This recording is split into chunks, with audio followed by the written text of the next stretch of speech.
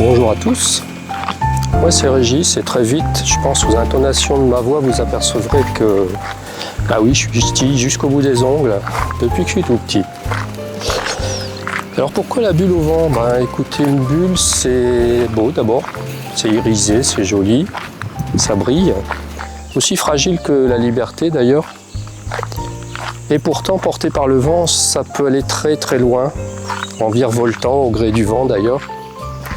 Et voilà pourquoi j'ai appelé ma chaîne La Bulle au Vent. Une bulle, c'est aussi un espace de liberté, un espace à soi. Ma bulle, c'est un fourgon que j'ai construit, aménagé depuis à peu près 1 an et demi. Donc mon fourgon, que j'ai appelé Fernand, c'est un peu comme une cabane dans les arbres, où on s'y retranche pour tout simplement méditer, lire, écouter de la musique ou se reposer tout simplement et s'échapper un peu d'un monde très anxiogène. Ma bulle en dehors de la famille qui est le bien le plus précieux, bonjour à tous.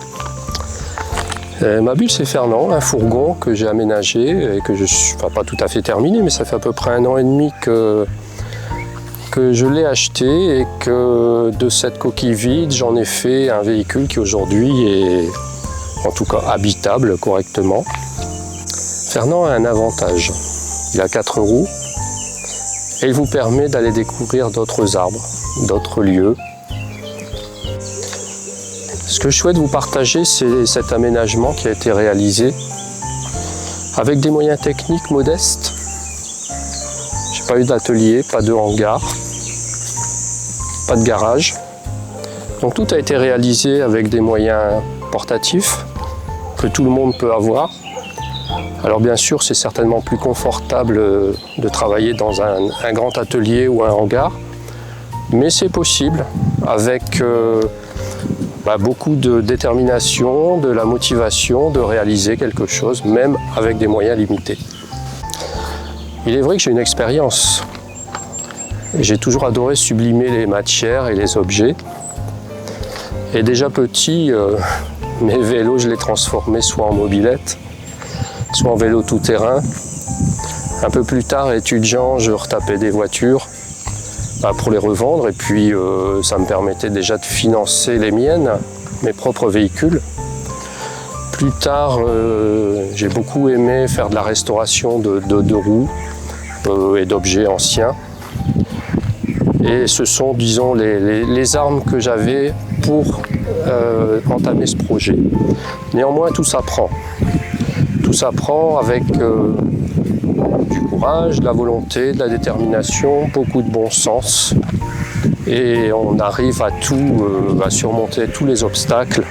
Bien guidé, en apprenant, en cherchant, en s'informant, on peut tout apprendre avec détermination, volonté, patience et du bon sens. On peut parvenir à bout de tous les obstacles.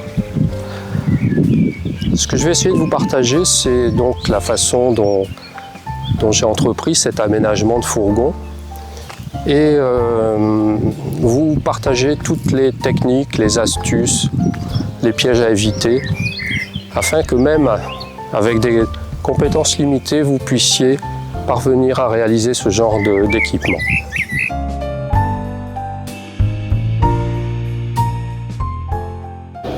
Donc je vous invite à vous abonner à ma chaîne si vous voulez suivre l'évolution de mes travaux et chaque nouvelle vidéo vous serez informé et vous pourrez suivre le partage que je vais faire avec vous de l'aménagement du fourgon.